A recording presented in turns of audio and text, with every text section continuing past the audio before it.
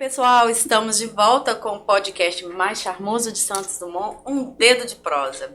Hoje, continuo recebendo a minha querida parceira Dani. E aí, Gi, tudo bem? Estamos aí de volta para conversar sobre a cultura, sobre as manifestações culturais da cidade de Santos Dumont e em suas várias expressões. Hoje a gente recebe de forma muito carinhosa o Lucas. Bem-vindo, Lucas. Obrigado, agradeço, gente. Lucas, pessoal, é lá da comunidade quilombola de São Sebastião da Boa Vista, distrito de Dores. A gente tem um carinho enorme por essa comunidade e também pelas outras comunidades. Em Santos Dumont são 4 comunidades quilombolas. Daqui a pouco vocês vão ficar sabendo quais são e conhecer um pouquinho, né, desse olhar sobre as comunidades. Lucas, esse podcast, ele surgiu dessa necessidade da gente criar um diálogo e, de alguma forma, preservar a memória dessas várias manifestações culturais que acontecem em Santos Dumont. Recentemente eu me descobri como um agente cultural. Isso para mim foi uma surpresa. Então, não acredito. Acredito que várias pessoas também vão se descobrir como agentes culturais. Porque a gente tem aquilo incutido na cabeça de que quem promove arte ou cultura tem necessariamente que ser um artista, né, e tal, e não, a cultura faz parte da nossa vida, do nosso dia a dia. Todos Sim. Nós produzimos cultura. Exatamente. Todas as culturas são importantes, graças a Deus, né? Então, esse podcast, ele é um projeto, né, feito com recursos da Política Nacional Aldir Blanc, PNAB 2024, e a gente quer que ele seja um instrumento de reflexão, de discussão, né, para que as pessoas se aproximem ainda mais. Então, esse dedinho de prosa, gosto sempre de chamar a atenção, ele é regado a um cafezinho, a um bolinho, então você fique à vontade, porque mineiramente falando, isso é bom demais. Com certeza. Não é isso? Passar aqui então para Dani, que está contribuindo com esse nosso debate, para que as pessoas possam conhecer um pouquinho dessas manifestações culturais vindas aí das comunidades quilombolas. Especialmente fico grata porque traz um resgate de toda a nossa ancestralidade e assim como Corujas é o seu quilombo, né? A gente também tem os nossos quilombos, né? Os locais em que a gente constrói a nossa resistência e, enfim, seja bem-vindo. Obrigado. Lucas, bem-vindo. Seu currículo é extenso, é diverso, é maravilhoso. Eu quero muito pedir para que você se apresente. Não vou ler seu currículo aqui, quero que você fale pra gente da sua vivência. E logo de cara, assim, parabenizar pela tua atuação nessas frentes todas que você vai contar pra gente. É um prazer te receber. Agradeço, gente. Primeiramente, agradecer pela oportunidade de estar aqui, conversando com vocês, falando sobre cultura, falando sobre resistência, falando sobre manifestações culturais nas diversas áreas, sobre educação. Enfim, é o que eu gosto de falar, é o que eu escolhi para fazer, né, assim, da minha vida, para trabalhar, que tem um amor de fato enorme por tudo isso. Bom, como já apresentado, meu nome é Lucas, sou morador da comunidade quilombola São Sebastião da Boa Vista, conhecido popularmente como Corujas. É uma comunidade que tem seu início em meados do século XVIII, século XIX, então assim, já são quase 300 anos de comunidade, se for pensar, que carrega muita história, que até hoje, assim, recentemente, todos os moradores tentam preservar essa cultura trazida dos nossos ancestrais, né? E desde pequeno eu tenho sempre me envolvido muito, sempre gostei muito de sentar com os mais velhos, ouvir as histórias deles, os meus avós, tios, pais, enfim, e eu até gosto de enfatizar muito isso, que a oralidade é a nossa principal arma, assim, né, que os mais jovens sempre aprendem muito com a oralidade, de sentar com os mais velhos, de aprender. Sim. E assim ajudar nessa manutenção mesmo dos saberes, da cultura dentro da comunidade. A comunidade de Corujas, ela é vizinha de outros 3 territórios quilombolas, Cachoeirinha, São Bento, que também são certificados, e Espírito Santo, que entrou agora em processo de certificação. Bacana. Que eu tenho, inclusive, muito orgulho de estar envolvido nesse processo de certificação dela também. E na comunidade de Corujas eu tenho, de fato, desempenhado um papel, acredito eu, importante, né? Eu me formei em Geografia em Eu entrei lá em 2018, né? E desde que eu entrei lá, tem vindo em minha mente, assim, de tentar não só eu estar na universidade, mas levar outros jovens também a isso. E aí em 2018 eu entrei, eu formei no ensino médio em 2010, aqui até na escola vocacional, aqui de Santos Dumont. Mas eu tive, assim, grande dificuldade em entrar na universidade, até porque era uma informação que não vinha muito pra gente nos territórios tradicionais, nas comunidades rurais. A gente não tinha muito acesso a isso. E não só eu, mas como as pessoas que vieram antes de mim, e até muitos depois que vieram depois, não tinha esse conhecimento de que o ensino superior ele é possível pra gente, sabe? Era de fato uma realidade longe, assim, a gente era pouco palpável, sabe? Eu acho que eu não vou chegar ali. Sim. Mas aí aconteceu que em 2018 eu já estava trabalhando em Juiz de Fora, eu formei e fui para lá para trabalhar com construção civil, né? E aí eu fui entendendo que não, peraí, eu acho que eu consigo também entrar na universidade. Eu sempre gostei muito de geografia, sempre fui apaixonado por geografia. Graças a uma professora chamada Isa Carelli, não sei se vocês conhecem. Legal. Ela Sim, me fez apaixonar pela geografia, então assim, eu gosto sempre de Muito legal. falar aqui o nome dela, né, que ela me incentivou bastante. Reconhecer, né? É tão bacana isso pra né? gente que é professor. Sim, Meu perfeito. Deus. Exatamente. Isso é maravilhoso. E desde novo também, o professor Léo Carneiro, Sim. Léo presente, Presente. gosto muito dele também. O Léo sempre fez muitos trabalhos na minha comunidade. Inclusive a nossa certificação em 2009 tem também um dedo dele lá, né? Sim, Trabalhou, muita contribuição, sim, me recordo. trabalhou bastante nessa certificação. E aí ele também foi para mim um grande exemplo. E eu pensava, não, quando eu for um professor de geografia, futuramente eu quero ser igual a eles, entendeu? Eu quero trabalhar com o que eles trabalham. Que ótimo. E aí entrei na universidade e aí lá eu fui aprendendo muitas coisas, assim, abriu minha mente de fato. E eu até enfatizo muito também que a cultura, eu já era muito envolvido dentro da minha comunidade, mas depois que eu entrei na universidade fazendo geografia, isso ficou ainda mais importante para mim, porque antes era um olhar de objeto de pesquisa. E eu passei a ser um pesquisador. Então, assim, eu tinha esses dois olhares, sabe? E eu entendi que as comunidades quilombolas, elas eram, de fato, muito importantes para a universidade, muito importantes para o país, enfim.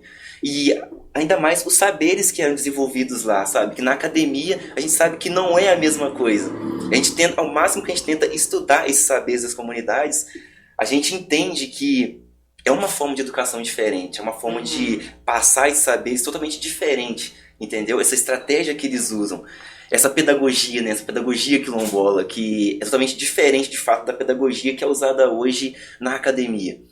E eu queria absorver tudo isso. Eu queria absorver ao máximo o que eu aprendia na universidade, mas aprender ainda mais os saberes da minha, não só da minha comunidade, mas das comunidades vizinhas. E aí me surgiu uma grande ideia. Não, peraí, eu tô aqui na universidade. E muitos jovens lá da comunidade, depois de me verem estudando lá, eles pensavam, não, se o Lucas conseguiu, acho que de fato é uma realidade nossa então, acho que a gente consegue.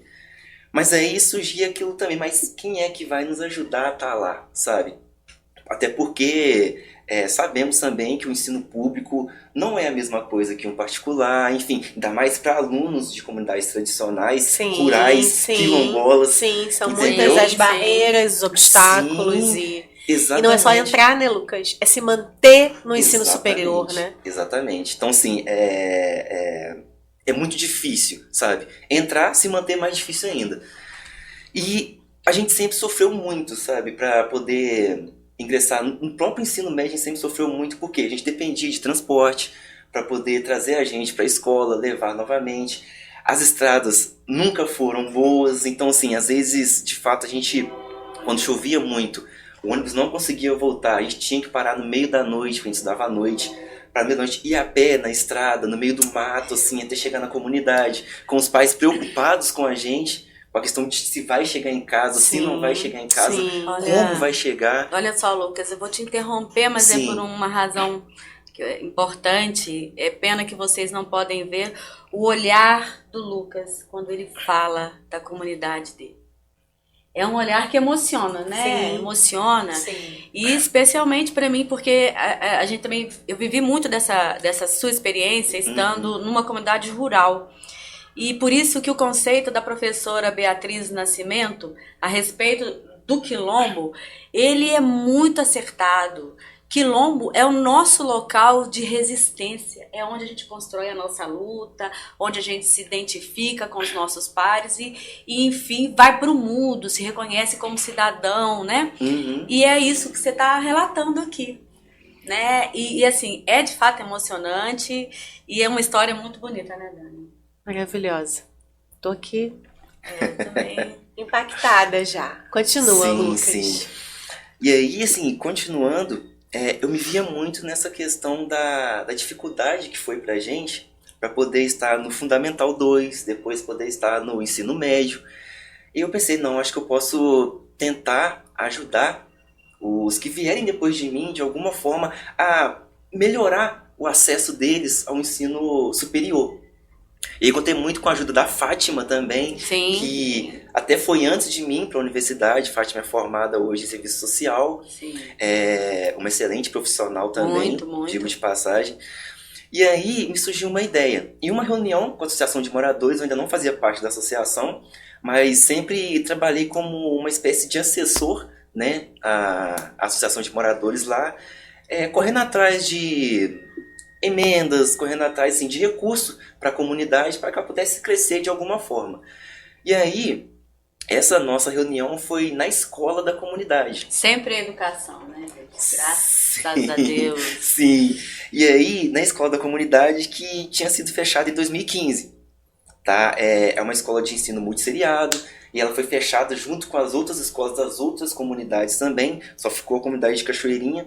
Então todos os alunos das outras comunidades, por exemplo, São Bento e Corujas, os alunos tiveram que migrar para essa escola de Cachoeirinha, e aí as escolas das outras comunidades simplesmente foram fechadas. O espaço ficou lá. E ficou lá, aquele espaço. Lá, E aí, assim, a própria associação de moradores tinha medo de usar aquele espaço por temer, não sei o que a prefeitura pode falar a respeito disso, a gente pode usar ou não, entendeu? E aí a gente só usava para reuniões da associação. E aí, eu lá conversando com as lideranças, me deu um start, assim, sabe? Uma luz. O que acontece? Eu olhava, via as estantes lá já empoeiradas, vários livros no chão, jogados. E aí eu pensei, olha, eu acho que a gente poderia criar aqui, quem sabe, um centro comunitário, de repente uma biblioteca. E aí eu, de fato, interrompi a reunião e perguntei para o presidente, na época o Vadinho, né, que ele era o presidente da associação na época. Falei, gente, eu tive uma ideia aqui de aproveitar esse espaço e quem sabe uma biblioteca.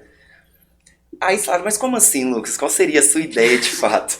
Porque você sabe que recurso a gente não tem. Então, assim, eu acredito que seria um pouco difícil pra gente montar isso. Claro que a gente não sabe qual a extensão, né, do seu projeto, mas conte mais, né? O que você pensa? Assim, a princípio, eu quero aproveitar esses livros que já estão aqui. Né? A gente tem algumas estantes, claro que o espaço está bastante degradado, mas a gente pode trabalhar também na manutenção disso. E sabe, Lucas, olha, tá bom. Você tem carta branca para correr atrás do que for preciso. Claro que a comunidade vai te ajudar, como sempre ajudou, mas você vai liderar então esse projeto. E aí aquilo para mim foi, nossa, ótimo, porque eu tive a ideia, graças a Deus eles aceitaram essa ideia, e eu posso correr agora da forma que eu achar que vai ser eficaz. Sim. Né? E aí, assim, no mesmo dia já comecei a mandar WhatsApp para todo mundo que eu conhecia. Olha, gente, estou com uma ideia de criar uma biblioteca comunitária da minha comunidade. Você tem algum livro em casa que você não usa mais, que você possa doar pra gente? A gente vai aproveitar demais esse livro, vamos te agradecer muito. E aí passei a enviar para todo mundo, todos os meus contatos, colegas, os próprios colegas da universidade em si, o MNU, que ajudou muito mesmo. E aí fui mandando, pessoal. O pessoal comprou muito a ideia. Poxa, Lucas, bacana essa sua ideia. Eu, de fato, tenho bastantes livros aqui que eu posso doar para vocês. Eu falei, não tem problema, a gente vai na sua casa, a gente busca, não precisa você mandar pra gente, a gente dá um jeito de buscar esses E isso livros. foi em que ano, Lucas? Isso foi em 2018, já em 2018 mesmo. 2018, quando você ingressou na Exatamente. UFJF. Eu tava ali passando do primeiro para o segundo período Sim. na faculdade na época. E aí começaram a chegar os livros. Alguns iam enviando, outros a gente ia no próprio endereço da pessoa. E aí meu irmão, ele tinha um carro, a gente ia na casa da pessoa, enchia o carro de livros, chegava na comunidade, carro lotado de livros. E aí os livros começaram a chegar, muitos de várias formas, romance, livro científico, educativo, assim, os livros também ajudaram bastante a gente. E aí surgiu um problema, que a gente tinha muito livro, mas tinha pouco espaço para poder comportar esses livros. Estantes, enfim, não tinha também. E eu comecei, eu acho que eu fui com muita sede, né? E agora eu não sei como que eu vou fazer para continuar esse projeto. E o pessoal ia cobrando, Lucas, quando que é a inauguração? Eu dei o livro, eu quero ir lá pra ver como que ficou pronto, manda foto pra gente. E aí eu criei um Instagram da biblioteca, né? Qual é o Instagram? É B_Tia Deca. Esse é o nosso Instagram que tem feito bastante sucesso também. E aí nesse Instagram eu ia postando o passo a passo. Da criação. Exatamente. Muito legal. E aí, na universidade mesmo, eu conheci uma moça que ela estava fechando a farmácia. Ela tinha uma farmácia, ela estava fechando. Falou, Lucas, eu acho muito bacana o seu projeto, eu sigo lá no Instagram de vocês. Eu estou fechando uma farmácia e lá está cheio de estantes. O que você acha de levar elas para a comunidade, lá para sua biblioteca? Aí eu pensei, nossa, resolvi meu problema. Eita, excelente. Resolvi meu problema. E aí, a gente foi até o endereço dela também. E aí eu consegui com que um amigo nosso, que tinha um caminhãozinho, buscasse essas estantes. Agora, Sim. fala pra gente, Tia Deca. Tia Deca. Porque normalmente o que a gente vê, né, são bibliotecas com nomes de poetas, escritores, Sim. né? Eu acho isso totalmente revolucionário, isso totalmente inovador, motivador. Então fala pra gente, quem é a Tia Deca? Eu ia perguntar isso. Sim, Quem é a Tia Deca? Essa é uma pergunta muito comum. O nome Tia Deca, na verdade, ele surgiu assim, a gente já estava para inaugurar a biblioteca, e ela não tinha um nome. Até então era biblioteca comunitária, ponto. Entendeu? Da comunidade quilombola do Chão da Boa Vista. Aí eu pensei, não, mas precisa de um nome, né? Precisa de um nome, essa biblioteca comunitária é muito vago. Uhum. E aí eu pensei, vou perguntar à minha mãe o que ela acha, um nome pra gente colocar. Porque eu não quero colocar um nome de uma pessoa que não tenha tido uma vivência na comunidade. Eu quero homenagear alguém da comunidade. Perfeito. Sabe? E aí perguntei à minha mãe, olha, eu tô com a ideia de colocar o nome de alguma pessoa da comunidade que tenha sido bastante importante aqui, né? E aí eu perguntei a ela, o que a senhora acha? Aí ela, Tia Deca. Olha. Sem pensar duas vezes, ela falou na hora. Eu falei, Tia Deca, bacana. Perguntei aí eu falei, não, vou tirar uma segunda opinião. Aí eu fui numa tia minha, tia Nelly, artesã, tô até aqui com um trabalho dela. Lindo, por sinal. Eu perguntei ela também a mesma pergunta. Ela, Lucas, Tia Deca. Eu falei, poxa, bacana. Aí eu fui pra associação e falei, ó, já temos um nome pra biblioteca. E aí, quem foi Tia Deca? Essa é uma pergunta realmente muito comum. Tia Deca, ela é minha tia-avó, e Tia Deca foi uma pessoa de extrema importância dentro da comunidade. Primeiro, ela só tinha a segunda série do Fundamental, mas ela era a única da época dela que sabia ler e escrever. Uau. Então, assim, com o que ela sabia, ela já auxiliava tantas pessoas mais novas quanto as mais velhas que ela a ler. Por exemplo, quando chegava alguma carta, uma receita de médico, ela é quem lia para as pessoas, todos iam à casa dela para poder fazer essas leituras. Então, assim, mesmo sem ter um ensino superior, ela já dava aula, já era uma professora. Tia Deca também tinha um grande conhecimento de plantas e ervas medicinais. Então, assim, ela fazia chás para as pessoas que tinham alguma enfermidade. Ela tinha um grande conhecimento em relação a isso. Fantástico, Lucas. E ela foi uma das primeiras habitantes, primeiras moradoras desse território ou não? Não. Antes, na verdade, antes dela veio muitos. Uhum. Mas ela foi, eu diria, a mais revolucionária lá dentro. A capela que a gente tem hoje, a nossa igreja, ela foi quem puxou. Ela foi quem teve a ideia de construir a igreja lá. E é muito engraçado porque os homens mais velhos lá, eles contam que ela chegava dentro do bar, eles já estavam bebendo lá. Olha, agora ninguém vai beber mais. Suspende, Exatamente. Vamos pra obra, vamos trabalhar. Vamos trabalhar. E aí levava os homens para buscar pedra. Isso é coisa de mulher mesmo. Liderança, Ela foi uma liderança, ela foi de fato uma liderança. liderança. E na época nem existia ainda uma associação de moradores, Sim. mas ela já era respeitada enquanto liderança da comunidade. Perfeito. Entendeu? Essa é a verdadeira liderança, né? Exatamente. Esse é o verdadeiro líder. Sim. É a Exatamente. que a comunidade elege. E além disso, ela tinha um trabalho muito importante na igreja, ela era ministra de Eucaristia, ministra da Palavra, ela era catequista também. Então, assim, ela teve, de fato, muitos trabalhos. Ela sabia fazer o parto normal, ela era parteira também. Olha. Então ela tinha esse conhecimento.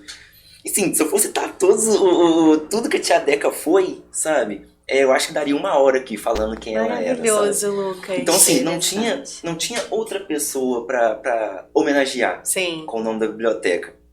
Principalmente na área da educação, ela foi muito importante na nossa comunidade. Sim. Então, assim, ela também era o que a gente chama de griot, né? Que Isso, são sim, os velhos sim. sábios, contadores de histórias. Ela sabia muitas histórias, porque ela também sentava muito com os mais velhos antes dela.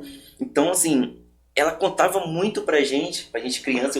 Eu era muito novo, mas eu já lembro de sentar com ela ali, pra ela contar as histórias pra gente, sabe? Era tipo a tia Anastácia do Sítio sim, Pica-Pau. Sítio. As crianças sentavam em Aham. volta dela, assim, e ela contava as histórias da comunidade. Lucas, e eu queria te perguntar Sim. qual é a faixa de público que mais frequenta a biblioteca? Lá na Crianças. comunidade quilombola. São as crianças. As São crianças as crianças. são apaixonadas pela biblioteca. Tanto é que na criação a gente pensou no espaço só para elas, que é a brinquedoteca, né? Aí, assim, dentro da biblioteca Tia Deca existe um espacinho chamado Brinquedoteca Mamãe Coruja, que é um espaço só para as crianças ali, entendeu?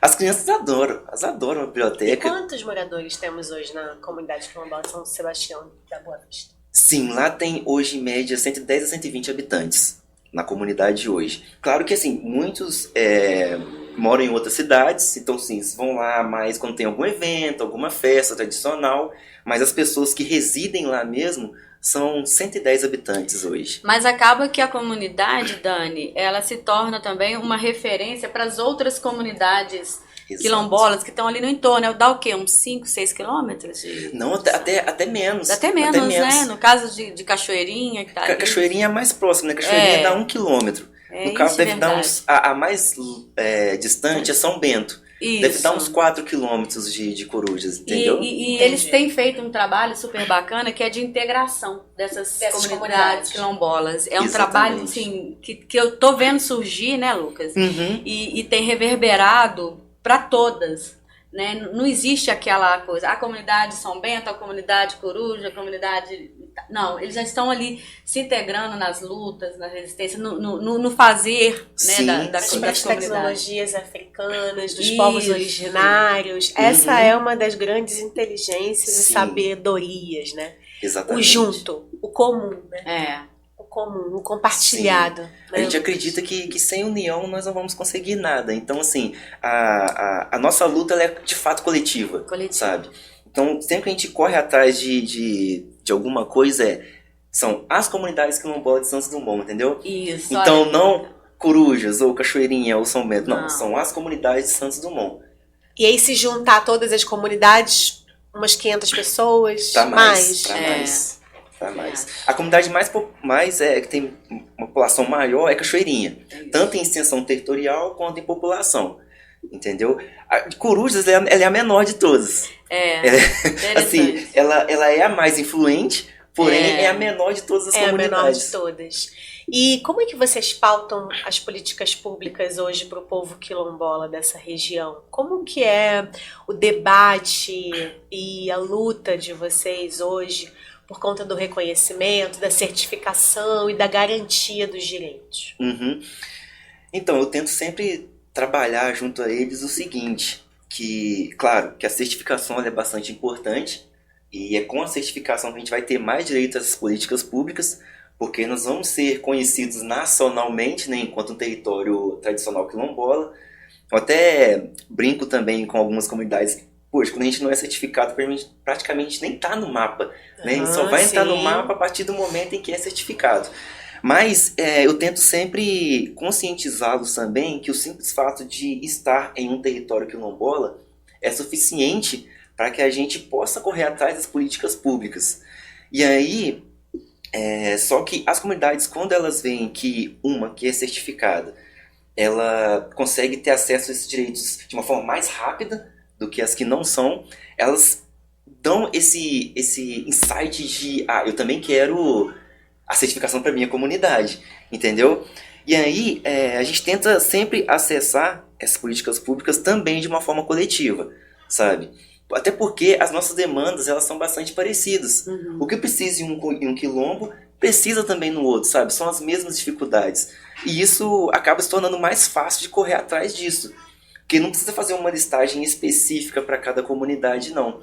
A gente faz uma única listagem que vai atender a todas as comunidades de uma forma Essa geral. população. Então, Sim. sim, quando a gente faz uma reunião com algum líder público, com alguma entidade, a gente sempre tenta unir todas as lideranças de todas as comunidades, porque a gente chega lá, a gente consegue fazer uma pressão maior, sabe? Tanto para se inscrever também em projetos, em emendas parlamentares. A gente sempre tenta listar as comunidades como um todo. Claro que, assim, às vezes há as especificidades. Às vezes alguma comunidade está com um projeto em mente diferente de outra. E aí, nesse caso, sim, há uma observação ali. Mas a maioria das vezes é coletivo, sabe? São as mesmas demandas para as 4, entendeu? E aí, até com a minha inserção a um grupo de trabalho chamado Léo Carneiro, né, GT Léo Carneiro, que é um grupo criado comigo e a Ana Caroline, que também é da comunidade de Corujas, também está no curso de Geografia, e mais 2 jovens que a Gisele Ana conhece. Carolina foi minha aluna, gente. Sim. Olha que orgulho. Máximo. Ensino fundamental, foi minha aluna, Muito lá em bom. Dores. Olha só, bacana, bacana. E mais 2 jovens de Viçosa, da comunidade quilombola de Buiaié, que a Gisele também conhece bem, que é o Július e a Karina. Que o Július, ele é do direito, né, e está fazendo agora também cooperativismo, e a Karina, que é da educação. E a gente tem trabalhado muito com as comunidades nesse processo de certificação. Não só a certificação em si, como uma assessoria também, para ajudar eles a correr atrás dessas políticas públicas. E aí, depois que o GT foi formado, já são basicamente umas 10 comunidades já que a gente conseguiu certificar, o que pra gente é muito importante, né? E recentemente 2 comunidades foram certificadas graças ao nosso trabalho junto a eles, que é São Bento, que é a comunidade vizinha nossa lá, e a comunidade lá de Rio Pomba, que é Coelhos, sim, Isso, que também isso. foi certificada recentemente. Bacana. E agora estamos correndo atrás do processo de Espírito Santo, que é a última comunidade lá vizinha nossa que está Aqui em precisando Santos também dessa Dumont. certificação. Então, olha só, não é só sobre a sua comunidade quilombola, não é só sobre o seu quilombo, é Sim. todo um contexto, toda uma história de luta, de organização, né? Uhum. E que a gente vê muito das pequenas comunidades rurais, das pequenas vilas, né? Essa questão do pertencimento, de você sair da questão da invisibilidade, né? E você se assumir como sujeito de direitos e buscar aquele resgate cultural dentro da sua comunidade, fortalecendo a própria identidade coletiva. Uhum. Isso é uma experiência bacana e que enriquece do ponto de vista cultural, social, político, até mesmo econômico, o município como um todo. Isso é uma riqueza, né, Exatamente. Dani? Uma riqueza do município de Santos Dumont. A potencialidade que vem, né, da nossa ancestralidade, dos nossos quilombos, né, das comunidades quilombolas. Uhum. E é uma potência que precisa ser cada vez mais visibilizada, ter voz e ter fala, né, Lucas? Porque o Sim. racismo, ele tá aí, né? Com certeza. Com certeza. Infelizmente. Com certeza ele está. E essa também, eu posso até dizer que essa resistência, ela nos impulsiona, sabe? Porque a gente, sim, sofre bastante preconceito em todos os espaços que a gente frequenta. Primeiro, por ser negro. Segundo, por ser de uma comunidade tradicional. E terceiro, por ser de uma comunidade tradicional, quilombola e rural. É isso que eu ia dizer. A gente parece que tem uma hierarquia, né? Exatamente. E a gente continua lá no final da fila, lá no início. Exatamente. Então, assim, por mais que a gente lute, tenha conhecimento, tenha formação, ainda assim há esse preconceito. Sim. Sabe? Ainda há pessoas que acham que a gente não é capaz devido à nossa história, de onde a gente veio, a nossa origem, entendeu? Mas isso pra mim claro que é ruim, né? Psicologicamente é ruim Claro. demais, mas eu tento sempre conscientizar os jovens, os mais velhos, as crianças, de que isso não pode nos parar. Pelo contrário, deve nos impulsionar a lutar cada vez mais e fazer com que reconheçam que nós estamos aqui, nós estamos presentes, nós estamos correndo atrás, nós somos tão capazes quanto qualquer outra pessoa. Acho Entendeu? bacana essa sua fala. A gente às vezes passa por aquele processo de romantização do sofrimento ou Sim. de escondê-lo. Não, isso dói na gente, isso dói na pele, sentir essa invisibilidade, esse racismo, né? Esse preconceito por você ser negro, de uma comunidade quilombola, da zona rural, né? Uhum. Mas, de alguma forma, a gente vem modificando isso e você mostra, né? Quando você vê, por exemplo, Dani, que você tem lá 4, 5 jovens de comunidades quilombolas formando, né, numa universidade pública de Sim. excelência, de qualidade, Exatamente, ou mesmo seja numa particular, é isso. mas que buscam através da educação, né, Uhum. ter essa qualificação, mas também com esse olhar voltado para a sua comunidade. Sim. E todo Né? o trabalho do Lucas é uma resposta. Isso. É um enfrentamento ao Sim. racismo estrutural, né, Lucas? Você fala aqui que você é integrante de uma folia de reis, que eu quero saber. Sim. Mas queremos saber Aham. todos. Criou a biblioteca comunitária, que já é uma grande revolução. Tá aí pautando, tá organizando, se organizando junto aos movimentos de outras comunidades quilombolas. Sim. É um geógrafo, né? Daqui a pouco tá no mestrado, no Sim. doutorado. Amém. Enfim, o céu é o limite. Tudo isso é uma resposta, né, de enfrentamento, né, de luta e resistência, né? Uhum. Eu queria muito saber como que é essa folia, quando ela surge, né? Mais uma manifestação cultural tradicional de Santos Dumont. Uhum. E qual é o seu envolvimento com a folia? Conta pra gente também. Claro. A folia, ela já existe na nossa comunidade já tem uns 50 anos. Uau! Sim. Ela foi criada por um tio meu, chamado Geraldo. Essa família. Seu Essa Geraldo. família Essa é uma família, coisa, né? Essa família Tia Deca, tio Geraldo e vamos, sim, né? Sim. Eu tenho muito orgulho deles, inclusive. Que maravilha. O tio Gerardo, ele já faleceu, já é falecido, mas deixou uma manifestação muito importante pra gente, que é a Folia de Reis. Um legado, né? um legado. Sim. Ele puxou ela, ele sempre ia na frente com a sanfona, com os versozinhos dele. E aí, depois dele veio o meu tio, o tio Nero. Que inclusive ele até também conseguiu aquela honraria Zumbi dos Palmares. Foi muito Aqui em bacana Santos aqui em Dumont. Santos Dumont. A gente tem uma honraria concedida pela Câmara de Vereadores chamada Zumbi dos Palmares. Inclusive Maravilhoso. você recebeu ano passado. Isso, né? recebi. Olha a Parabéns. responsabilidade. Ela é maravilhosa! É uma responsabilidade. Sim, de fato. E é muito importante ter sim. esses mecanismos de reconhecimento, né? Mas aí surgiu essa Folia de Reis, e o intuito da Folia de Reis é o seguinte: sai dos foliões, a nossa comunidade é quem criou, lidera essa Folia de Reis nas comunidades ao entorno. E aí o intuito é visitar as comunidades vizinhas, e aí levando alguns versos, né, que eles são compostos pelos próprios moradores, pelos próprios foliões. Então, assim, são versos originais, né? E eu até digo que foi até fácil, pelo menos os mais antigos dizem que foi até fácil, porque lá já tem um grande número de repentistas, né? Um pessoal que faz aqueles versos. Então, para eles terem composto esses versos da Folia de Reis foi até tranquilo para eles, sabe? Mas é um verso que se tornou imortal. Porque assim, ele vai passando para as gerações, todo mundo vai aprendendo, porque as crianças elas sempre acompanham também. Mas aí começou com isso. O intuito era visitar as comunidades com esses versos, com as cantigas, e aí com instrumentos de corda, com a sanfona, com os batuques. Os batuques não podem faltar, os batuques são os mais importantes ali. Então tem que ter bastante barulho, Sim. sabe? E aí visita essas comunidades, visitando as casas das pessoas, levando uma bandeira. A bandeira, o nosso padroeiro é São Sebastião, que é o padroeiro da comunidade. Sim. E todos os nossos versos falam de São Sebastião e os 3 aí santos, né? E aí visitam os moradores nas casas das comunidades vizinhas.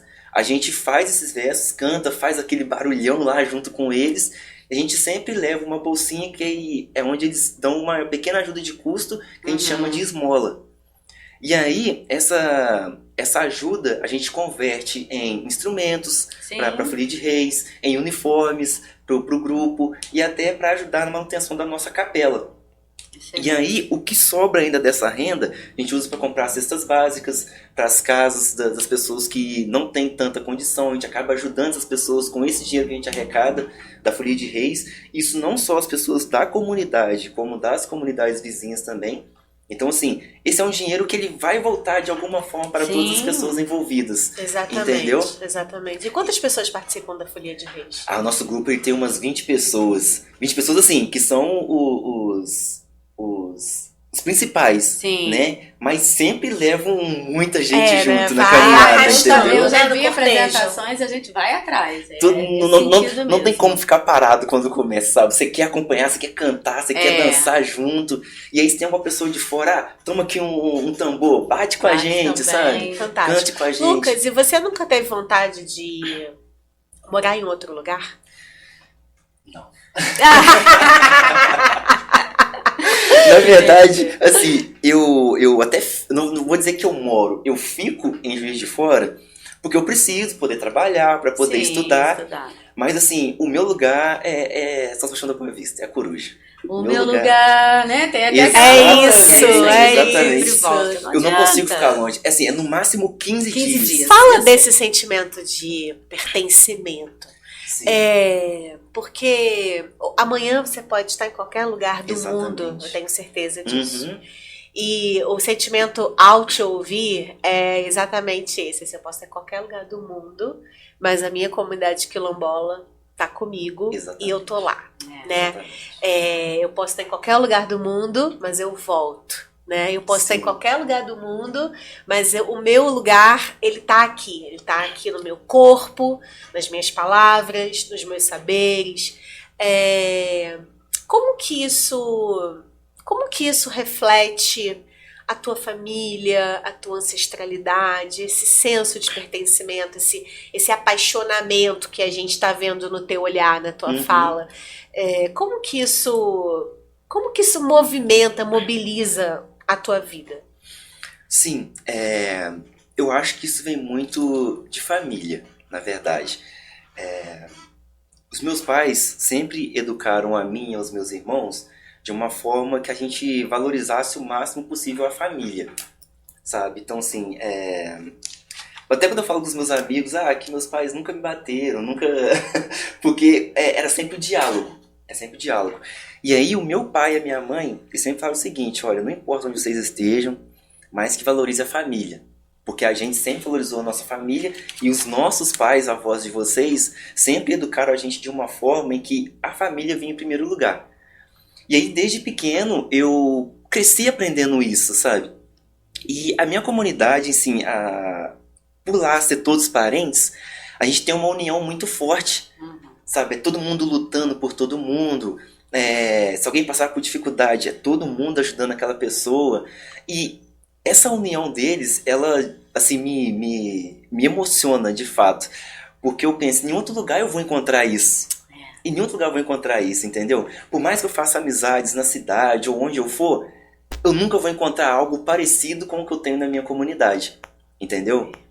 E quando a gente luta para conseguir alguma coisa para a comunidade, a gratidão das pessoas ao ver que você, junto com eles, conseguiu alguma coisa para a comunidade, eles ali te parabenizam. Ou então, por exemplo, sei lá, o Lucas está passando por alguma dificuldade, vamos juntar todo mundo, vamos ajudar o Lucas. O Lucas conseguiu aquilo ali, vamos todo mundo lá fazer festa para ele.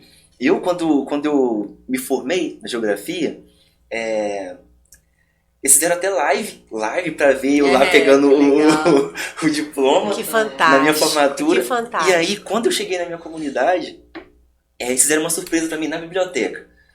me chamaram, falaram eles me chamaram para abrir biblioteca porque tinha uma pessoa de fora que queria ver biblioteca. Sei. Isso. E eu fui mó inocente. Eu todo inocente. Tá, vamos lá. Luz, preciso que seja você, porque você vai saber explicar melhor a história da biblioteca, as pessoas querem conhecer. Você pode pegar a chave lá, abrir, com certeza. Aí eu fui. Quando cheguei dentro da biblioteca, praticamente todas as pessoas da comunidade lá dentro, as crianças com cartaz assim, parabéns Lucas, nosso professor. Cara, aí eu não aguentei, chorei horrores. Porque a sua vitória é uma vitória comum, né? Exatamente. É uma vitória de todos, né? Sim, não só sua. Sim, e tanto é que eu fiz questão de postar isso no meu Instagram, inclusive, falando, olha, não sou eu formando, sabe? É a minha comunidade formando, entendeu?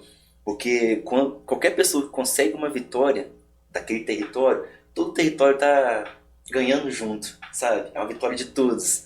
E esse é um dos motivos que me faz amar tanto a comunidade, sabe? Pela questão da união. O principal é essa, a união. Porque todo mundo luta junto. A vitória é de todos, a derrota é de todos, a luta é de todos, entendeu? E não só a minha família me ensinou a isso, mas todas as famílias da comunidade tentam ensinar isso para os seus filhos, para os seus netos. E isso tem dado muito certo.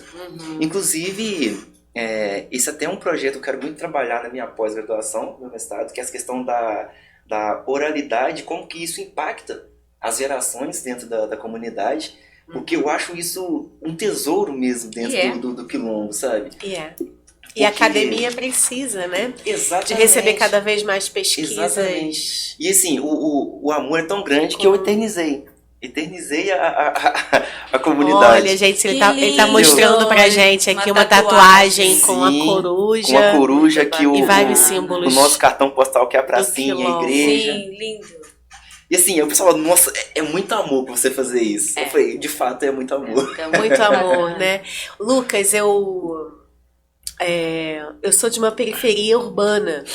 Eu sou da Baixada Fluminense, Sim. que é aquele cinturão ali de 13 municípios no Rio de Janeiro, na região metropolitana do Rio, né? E eu sou muito amiga, gosto muito de um professor historiador, que é lá da região, chamado Nielson Bezerra. Ele escreveu agora, um dos últimos livros dele se chama O Espírito das Periferias. E ele vai replicar que as margens, né? E esse é um conceito muito valioso para a geografia, né? A periferia, né? Sempre algo que está distante do centro. Mas quando você olha que quando você desloca o local central, né? O núcleo central, então muitas vezes o que é a Zona Sul, o que é muito legal, passa a ser periférico para você, né? A gente costuma dizer lá na Baixada que a gente está no centro de uma outra onda.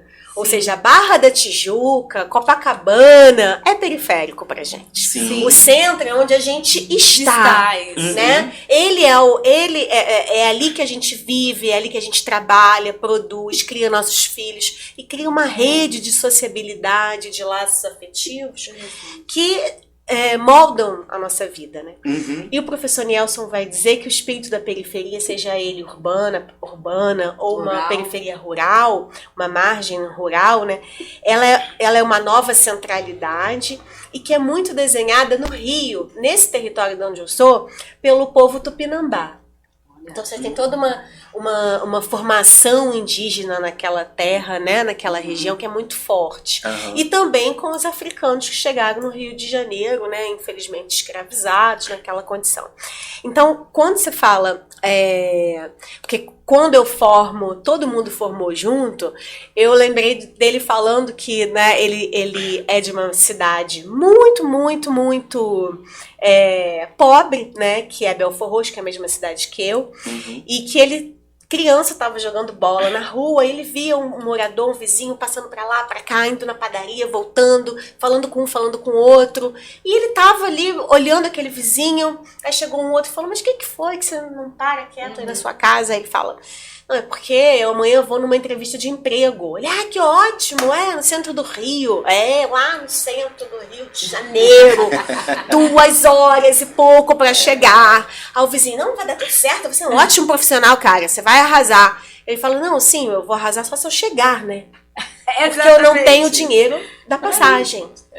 Aí que ele falou, não, mas eu tenho aqui o dinheiro e eu vou te dar o dinheiro da passagem.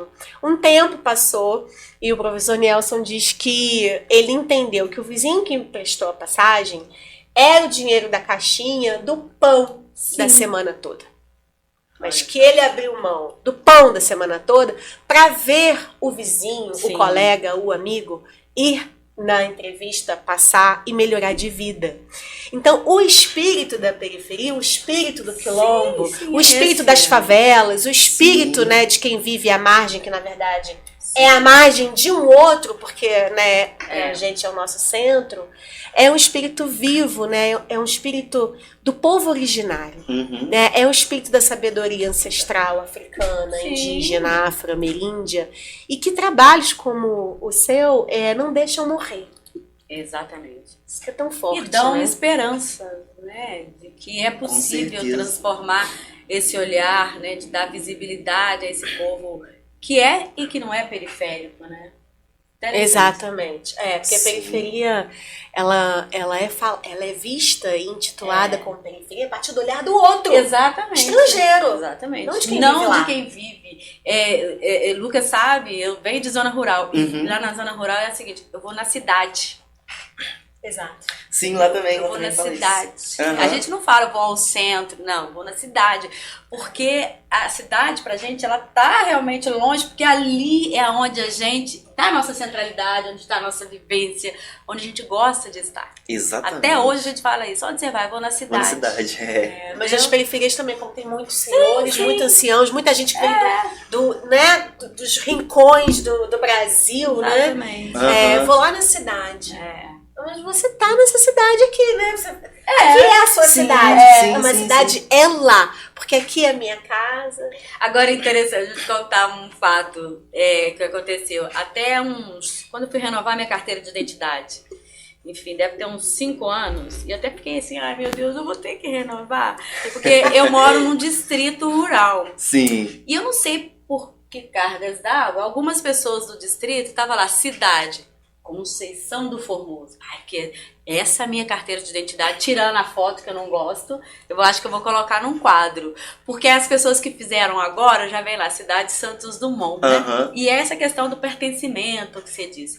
Olha, eu tenho o mundo inteiro pra ir, pra morar, eu posso sair, mas pra onde você sempre volta? Pra lá. Por isso a gente cuida, por isso a gente quer manter, né? Isso é bacana. Isso vai criando fortalecendo, na verdade, esse pertencimento e mudando um pouco desse olhar periférico, né? Que é sempre o olhar do outro, o olhar de quem está distante, né? Um pouco do que a gente sabe dessa vivência nossa enquanto povo negro, né? Que é esse olhar do homem branco, europeu, sobre quem... Exato. Né? Que hoje recai sobre nós periféricos, que na sua maioria são um povo negro. Sim. Né? E sempre um olhar que falta. Falta, exatamente. Né, Lucas? Nunca é um olhar de potência. Não. É sempre um lugar de carência. Então, projetos e te ouvir é muito importante para a branquitude, né? Sim. Para nós brancos, porque eu sou uma mulher branca. Então, a branquitude que inventou o racismo, né? A branquitude que inventa a carência e a falta, né? E essa questão do olhar que você ressaltou é bastante interessante, porque eu já tive várias conversas parecidas com isso com alguns amigos que, quando eu falo, você é de onde, Lucas? Eu sou de Santos Dumont. Mas eu sempre falo, sou de Santos Dumont, mas não da cidade. Isso aí. Eu moro numa comunidade rural do município, que é uma comunidade que eu sempre faço questão de falar, uma comunidade rural do município, que também é quilombola. Ah, mas quilombola? Ah, tá, que é a comunidade que é... Aí a pessoa fala, que é a comunidade que é de escravo, né? Eu falei, não, escravizados, que foram os nossos ancestrais, nós somos descendentes desses escravizados. Aí já começam as outras perguntas, os questionamentos.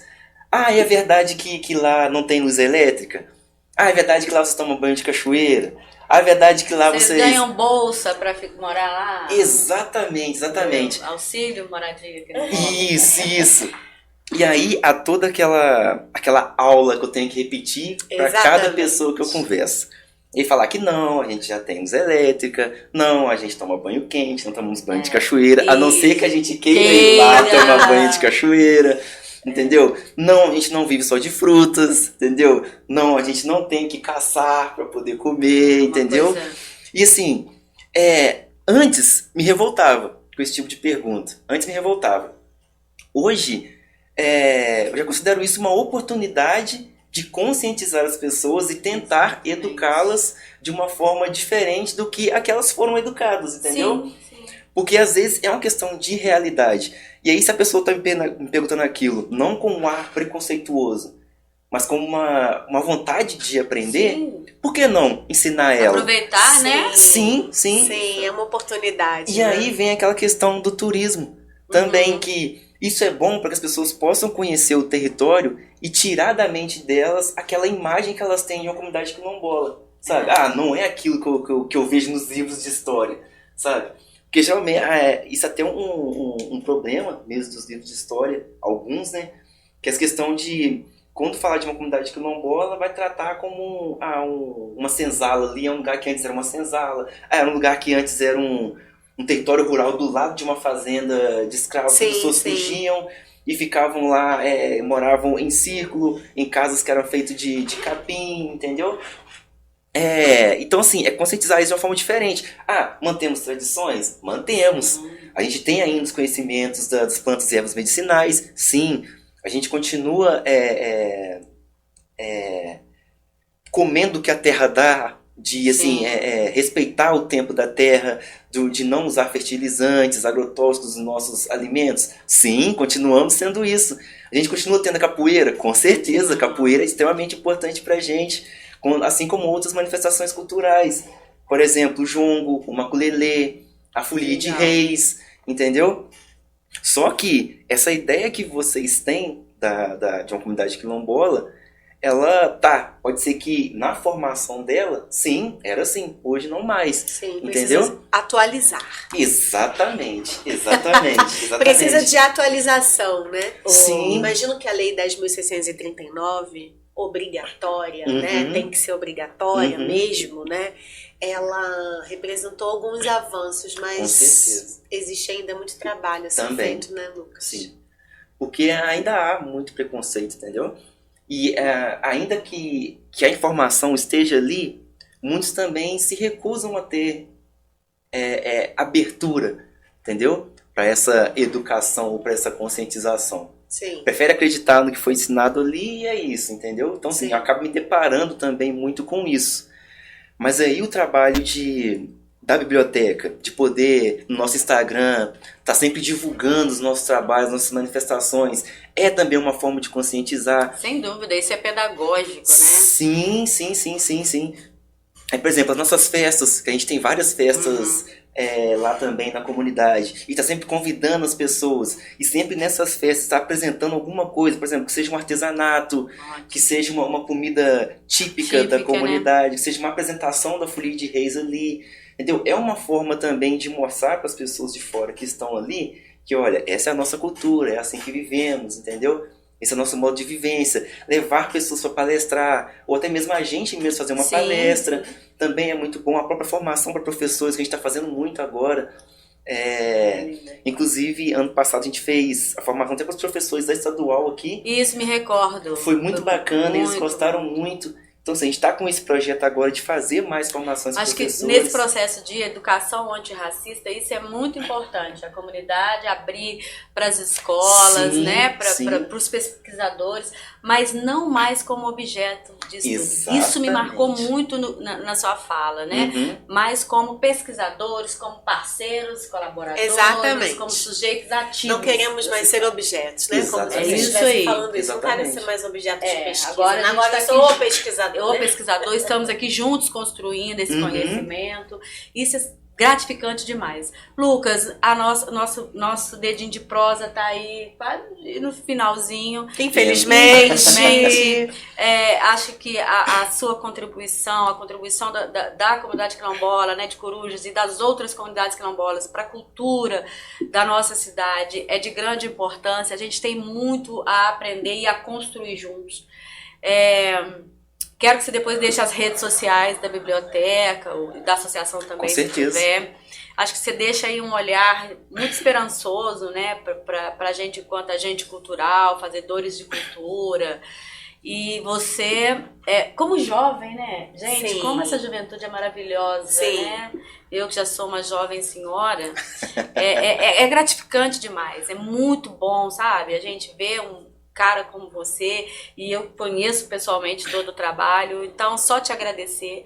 Acho que esse nosso bate-papo, esse nosso dedinho de prosa aí vai frutificar, né? Vai frutificar, as pessoas vão ouvir, vão comentar, vão procurar a comunidade, vão procurar se reconhecer enquanto pertencentes também a esse quilombo Santos Dumont. Sim. Muito obrigada, viu? Eu tenho só uma perguntinha. Sim, fica à vontade. Antes de terminar o nosso dedinho de prosa, que você mencionou o ingresso, ou tá tentando, né, ingressar no mestrado. Sim.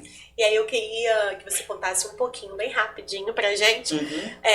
qual é o tema de pesquisa, né? Como que então o Lucas, pesquisador Sim. também, olhando Sim. para o seu território a partir da lente da ciência e buscando outras epistemologias, né? Uhum. Não essa branca, enfim, europeizada, né? Europeia, que é o traço da universidade que a gente tem hoje ainda, Uhum. né? No Brasil, né? Um modelo que foi replicado de fora e que geralmente são cânones brancos, né? A leitura clássica, ela é branca. Uhum. E acho muito importante, né, pessoas e vozes como a sua estarem na universidade, eu acho fundamental. Conta pra gente um pouquinho sobre o seu tema. Claro. Esse tema ele surgiu das minhas viagens a outros territórios quilombolas, que está sempre identificando que a oralidade ela é muito importante dentro dessas comunidades. E na minha mais ainda, né? Porque assim, eu digo isso porque eu tenho essa vivência, né?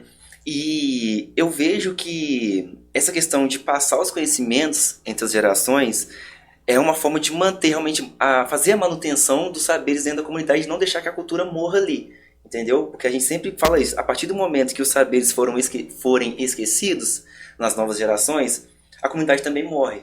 Então assim, esses saberes eles precisam estar vivos na memória de todas as gerações que estão vindo. E aí, o meu projeto de pesquisa é esse, é trabalhar a oralidade dentro da comunidade quilombola e como que essa manutenção dos saberes auxilia no pertencimento dos jovens ali, deles não deixarem de se pertencer à comunidade, sabe? Até porque muitos jovens eles acabam saindo da comunidade para poder estudar fora, poder trabalhar fora, e se eles não tiverem uma mente muito forte ou um pertencimento muito forte em relação à comunidade, eles acabam não voltando. Ou quando voltam, é simplesmente como uma forma de, vou ver meus pais, vou participar de uma festa lá e depois eu volto pra cidade. Tipo assim, eu vou sair da minha vida real na cidade, vou ali viver aquele sonho na comunidade e vou voltar pra minha vida real. Uhum. Eu já penso diferente. Eu acho que Sim. enquanto eu tô na cidade, eu sonhando ali. Eu volto pra minha vida real na comunidade. Aquela é minha vida real. Entendeu? Então, o meu projeto de pesquisa é, primeiramente, mapear quais são as idades ali em que mais se tem esquecido esses saberes, sabe? E depois trazer em uma forma até de questionário mesmo, de pesquisa, como que isso tem ajudado a manter mesmo o pertencimento dos jovens ali, sabe? A partir do momento em que eu converso mais com o mais velho e aprendo um pouco mais sobre a comunidade, eu entendo que eu tenho uma função importante aqui, já que a minha geração é responsável por manter aqueles saberes, porque eu sei que o meu pai ou minha mãe um dia vai ir, né? E aí eu vou ser responsável por passar aquilo para o meu filho, que aí o meu filho vai ser responsável por passar para o meu neto, e assim sucessivamente, para poder manter a comunidade. Entendeu? Então eu pretendo, no meu projeto de pesquisa, fazer esse trabalho de mistura mesmo de uma visão geográfica com uma visão de educação. Não, você já tem Entendeu? o seu projeto todo desenhado. Sim. Todo desenhado. Aí, Já tá fazendo uma defesa. Já passou nesse processo seletivo? Já tá dentro? Não, vou tentar agora. Vai tentar agora. Estamos Vou na tentar torcida. Estamos na torcida e vai passar. Vai passar. Porque eu fico até triste, porque o ano passado eu tentei O meu anteprojeto passou assim rápido, eles já quiseram fazer. Só que aí eu tive duas escolhas. Ou fazer a segunda etapa da prova, que é a prova escrita, né? Ou participar de um evento na comunidade que precisava muito de mim. Não teria como se eu não estivesse lá. Até porque eu que marquei aquele evento. E eu tive que fazer duas escolhas. Ou eu ajudo a comunidade, ou eu faço a segunda... Eu fiquei com a comunidade. Eu sei como.